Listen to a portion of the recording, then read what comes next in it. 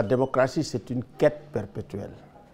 Le cycle qui a été fait, j'ai l'impression, est bouclé maintenant. Parce que depuis pratiquement 2010-2011, nous avons des problèmes. Ça veut dire nous avons des crises. Crises d'abord pour, il faut bien le reconnaître, hein, ce qu'on appelle les alternances. Ceux qui ont profité des libertés fondamentales, qui ont profité également du multipartisme, qui ont profité également des élections, arrivé à un moment donné, on a comme l'impression qu'il y a des problèmes. C'est pour ça qu'on a eu, si vous voulez, ce conflit armé qu'on a eu. C'est à cause des élections en Côte d'Ivoire. On a eu énormément de tensions également en Guinée-Conakry pendant les années 2011. Année 2011-2012, chez nous, nous avons eu également des tensions. À partir de ce moment-là, et maintenant, ce qu'on remarque de plus en plus, c'est des coups d'État militaires. Ça veut dire que ça, c'est un peu l'aboutissement que, bon, il y a la fin d'un cycle coup d'État militaire dans 3 pays, difficulté de transition dans ces pays où il y a eu les coups d'État militaires. De plus en plus, il y a un rétrécissement aussi de l'espace civique dans beaucoup de pays, et puis également une espèce de montée d'autoritarisme dans beaucoup de pays. Donc à partir de ce moment, vraiment, il faut repenser, réunir, c'est ce que nous avons fait, des intellectuels de la CEDEAO. Nous avons réuni des hommes d'État de la CEDEAO. Nous avons réuni la société civile. Nous avons réuni la jeunesse. Et nous avons été extrêmement surpris par l'engouement de la jeunesse. Nous, on avait prévu le premier jour 100, on a eu 130 personnes. Pour les autres jours, on avait prévu 50, mais les jeunes ont pris d'assaut ce colloque. Et c'est ça qui nous a le plus réjouis.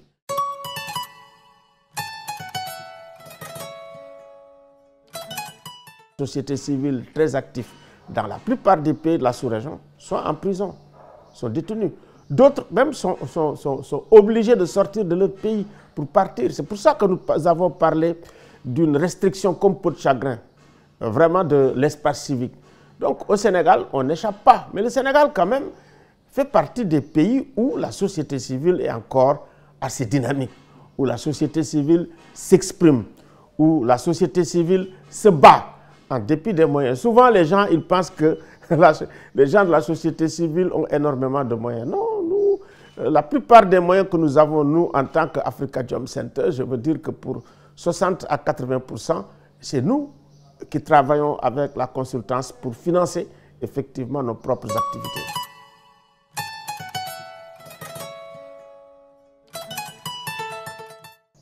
La révolution numérique et digitale, c'est ce qu'on appelle les pharmacones.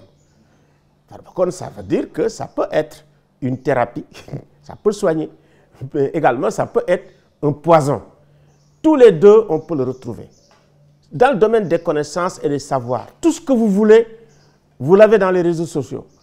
C'est pour ça que certains disent, écoutez, les cerveaux sont tombés dans les ordinateurs.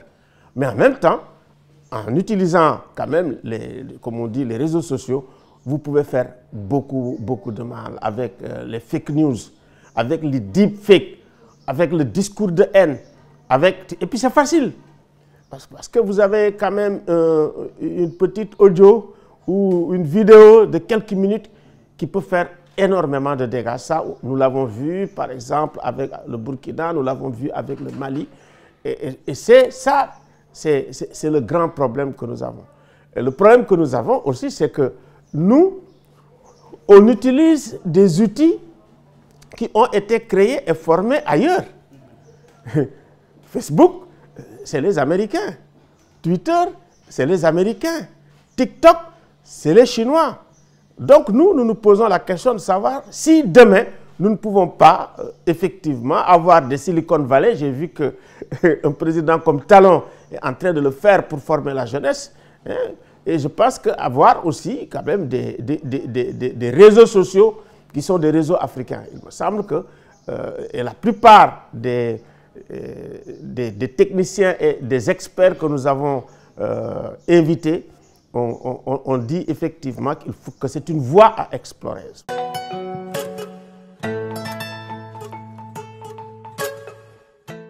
nous sommes dans un tournant aujourd'hui mondial, sur le plan mondial, où la crise de la démocratie elle est générale. Si vous prenez l'Europe, l'Europe n'a plus l'influence qu'elle avait sur l'Afrique, par exemple. Il y a une espèce de déclin de l'influence de l'Europe, de l'influence de la France, qu'on connaît également. Nous assistons également aussi, par rapport à la situation, aussi à une espèce de montée d'autres puissances, comme la Chine, qui monte. Et nous remarquons aussi qu'il n'y a pas que la faiblesse de l'Union africaine et de la CEDEAO, hein. Il y a également la faiblesse des Nations Unies. Les Nations Unies étaient très fortes. Donc, quand nous traversons une crise démocratique dans nos propres pays, il est évident que la CEDEAO ne peut pas rester intacte.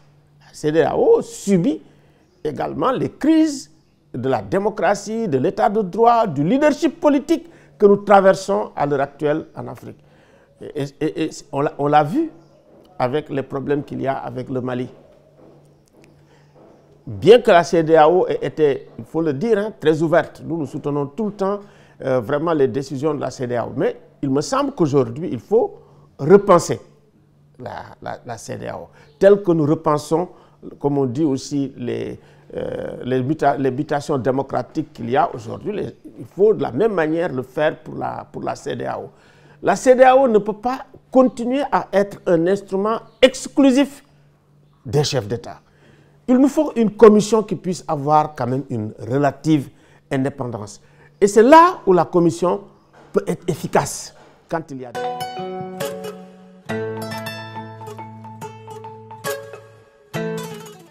Il faut du dialogue, surtout quand c'est des lois référendaires.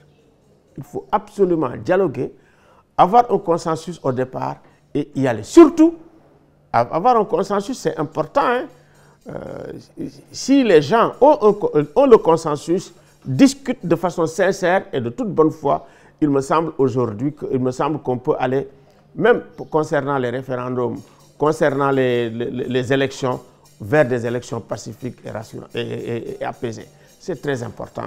C'est très important le dialogue. Hein. Le dialogue doit être au début et à la fin. À la fin aussi parce que les élections, on dit tout le temps des élections régulières. Vous entendez rarement qu'on dise des élections légales. Ça veut dire que les élections ne peuvent pas être parfaites. C'est pour ça qu'après, il faut toujours discuter pour voir comment on peut améliorer. Donc, aujourd'hui, on est dans une situation où nous avons des crises, où nous avons des impasses. La lucidité, c'est de s'asseoir, de regarder ces crises et de trouver quelles sont les solutions qu'on peut avoir. Une solution collective. Dire, bon, voilà, on en sort.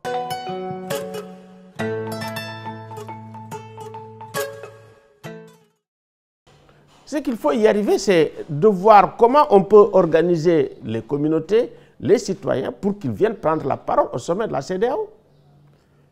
C'est extrêmement important, toutes les communautés d'ailleurs. Ça veut dire que ce soit les intellectuels, les paysans, les éleveurs, les agriculteurs, pour qu'ils viennent dire quand même quelle est la CEDEAO qu'ils veulent. Donc, et ces réformes-là, il faut les faire très vite. La participation des citoyens au développement de la CEDEAO est indispensable. C'est indispensable pour ne pas laisser, si vous voulez, le développement de cette région entre les mains seulement des chefs d'État. Ça veut dire que le concept de CEDEAO, club de chefs d'État, je pense que c'est ce concept qu'il faut déconstruire de manière à créer beaucoup plus de liens pour que, effectivement, les citoyens qui veulent développer, qui veulent se déplacer et déplacer aussi également le déplacement des biens et des personnes, que ça soit quelque chose de naturel, de facile, parce que ce n'est pas aussi évident que ça. Nous avons la carte d'identité de la CEDEAO, c'est extrêmement important, mais il faut, pour le reste, faire en sorte que les citoyens eux-mêmes s'approprient la CEDEAO, s'approprient les institutions de la CEDEAO.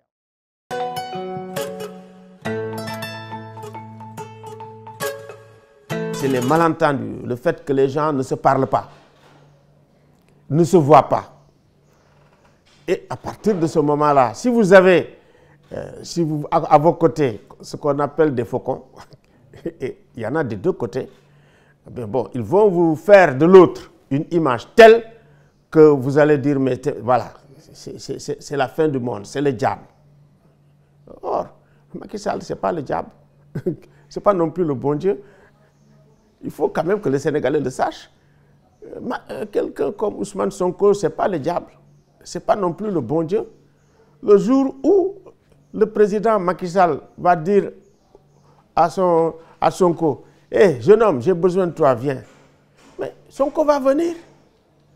Ils vont discuter avec les gens de l'opposition, prendre le thé et dire qu'est-ce qui ne va pas dans ce pays. Au lieu de mobiliser la police, la gendarmerie, l'armée, et que de l'autre côté, on mobilise tout le monde pour sortir dans la rue. Non, c'est dans les urnes qu'on doit faire. C'est par le dialogue qu'on doit régler le problème. La rue, ce n'est pas le problème. La répression, ce n'est pas le problème. C'est le dialogue. Et seul le dialogue peut être le salut pour le pays, peut créer la paix pour le pays. Les gens ne savent pas ce que c'est qu'un conflit armé. Il faut demander aux Ivoiriens, parce que nous en avons reçu énormément dans les années où c'était extrêmement difficile.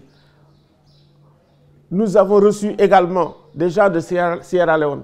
Lui-même en fait partie, c'est comme ça qu'il est resté jusqu'à maintenant, du Libéria. Je vais au Mali, je regarde les gens, les personnes déplacées. Mais c'est incroyable, tous les jours que Dieu fait. Si vous êtes dans un conflit, vous n'avez pas d'administration, vous n'avez pas de justice. Vous pouvez avoir votre argent, vous ne savez pas où dormir. Vous êtes dans un véhicule 4x4, on vous l'interdit, on vous le prend. C'est ça le conflit. Et chez nous, mais écoutez, tout le monde le sait, nous avons des cellules dormantes. Une fois que vous allez dire, écoutez, vous allez vers votre guerre, mais il faut demander aux Maliens, il faut demander, Emenela, quand ils ont commencé à dire l'indépendance, ils ont, écoutez, les cellules sont sorties, ont pris l'affaire entre leurs mains, et ça a été une crise que les gens sont en train de vivre jusqu'à maintenant. Donc, nous n'avons pas besoin de ça.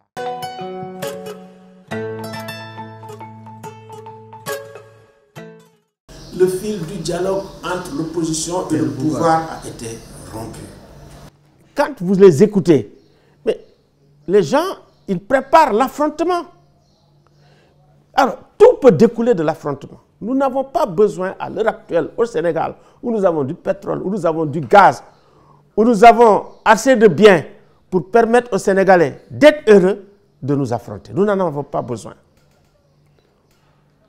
Ce dont nous avons besoin, c'est que les hommes politiques discutent. Et il faut que tous les organes de l'État aident les hommes politiques à s'asseoir et à discuter. Il me semble que c'est ça. Que ce soit les magistrats, ils ont le rôle à jouer pour que les gens discutent. Mais discuter, ils peuvent créer même des conditions pour qu'ils discutent. Les FDS, ils peuvent discuter. Parce que aujourd'hui, nous avons la possibilité de rendre heureux les Sénégalais avec tout ce que nous avons. Discuter, partager le pouvoir s'il le faut. Il y a des moments où, quand il faut partager le pouvoir dans une transition, que les gens partagent le pouvoir. Et d'ailleurs, c'est ce que nous avions dit, hein, quand on a dit qu'il faut faire une transition concertée. La transition concertée, nous l'avons élaborée après les législatives. Si on l'avait fait, on n'aurait pas une Assemblée nationale où les gens allaient se battre jour et nuit. Les gens allaient voir comment ils allaient faire pour aller vers des élections apaisées, des élections transparentes, comme au Cap-Vert à côté. Nous avons commencé les transitions bien avant le Cap-Vert, dans les années 70. Je dis même bien avant le Portugal, la Grèce et l'Espagne, qui étaient des dictatures militaires.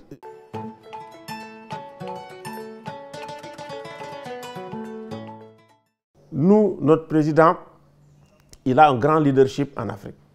Il faut le reconnaître. Il a un grand leadership mondial. Il a un bilan élogieux. Il n'a qu'à appeler tout le monde, discuter avec tout le monde. Mais le spectacle des chars de combat qu'on voit, ce n'est pas l'image du Sénégal. Ce n'est pas l'image que le Sénégal doit donner. L'image que le Sénégal doit donner, c'est un pays mûr, confronté à des difficultés, à la possibilité, la capacité de s'asseoir, de discuter et de régler les crises. Les crises, ça peut être une énorme opportunité pour les États et les populations. Parce que si vous avez une crise, si vous êtes lucide, vous vous asseyez, vous regardez, c'est le moment le meilleur pour rebondir. Sinon, c'est ça qu'on appelle par exemple une régulation par la paix, par le dialogue. Sinon, il y a la régulation par la violence. Mais là, ça met un temps long pour régler les problèmes. Nous pouvons effectivement faire une économie par une régulation, par la paix, par le dialogue et par le consensus.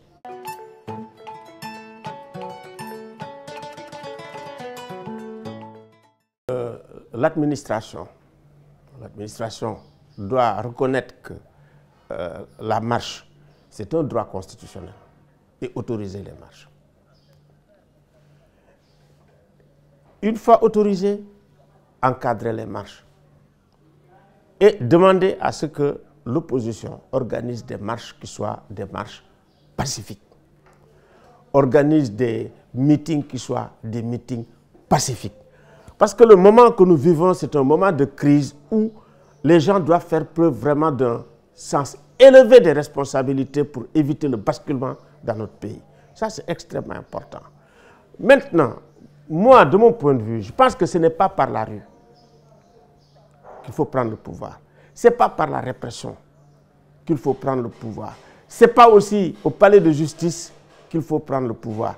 Moi, je pense que, puisque nous sommes dans une crise de cette nature, je pense que le bon sens vraiment appelle à ce qu'on s'assoie, surtout concernant le pouvoir, qu'on s'assoie et qu'on essaye de voir comment nous pouvons, par rapport aux élections qui arrivent, et surtout par rapport à l'éligibilité, parce que la question de l'éligibilité est la question clé aujourd'hui au niveau du Sénégal. Et la question de l'éligibilité, il faut, je pense aussi, que les gens s'assoient, discutent de l'éligibilité pour voir comment on peut vraiment aller vers des élections qui soient des élections transparentes et des élections sincères. Quand vous regardez l'éligibilité pour 2024, tout est noir. On ne peut pas aller comme ça dans l'incertitude.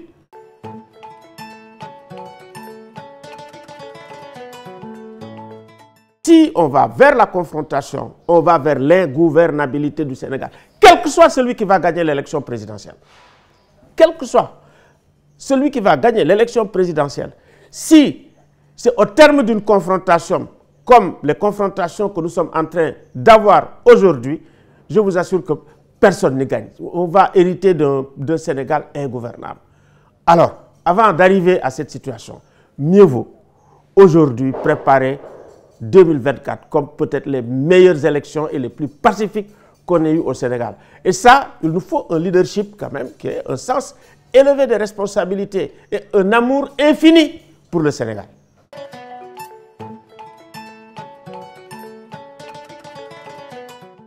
Le problème de la démocratie, ça se règle par le débat démocratique.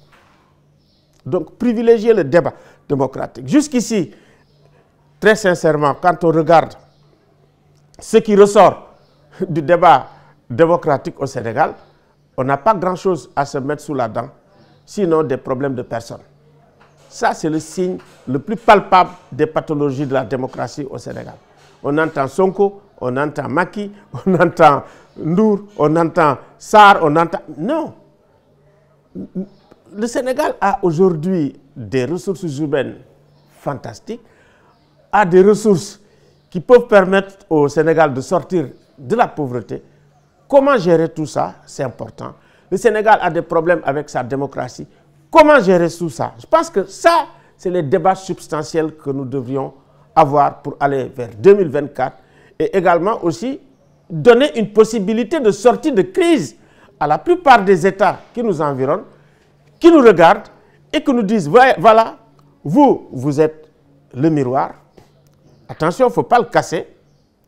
Vous êtes le verrou de l'Afrique de l'Ouest. Attention, il ne faut pas faire sauter le verrou. C'est important. Et vous êtes également la référence. Il ne faut pas abolir la référence. Parce que c'est important ce que Dossou nous a dit, Robert Dossou. Robert Dossou, c'est lui qui pratiquement est un des initiateurs de la conférence nationale, qui a été voir Kérékou pour lui dire, l'exemple c'est le Sénégal. Les conférences nationales, l'exemple c'est le Sénégal. Je rencontre beaucoup de gens en Afrique de l'Ouest. Ils me disent, le Sénégal, vous êtes le verrou. Vous êtes le verrou. Ne faites pas sauter le verrou. Vous êtes le seul État qui restait.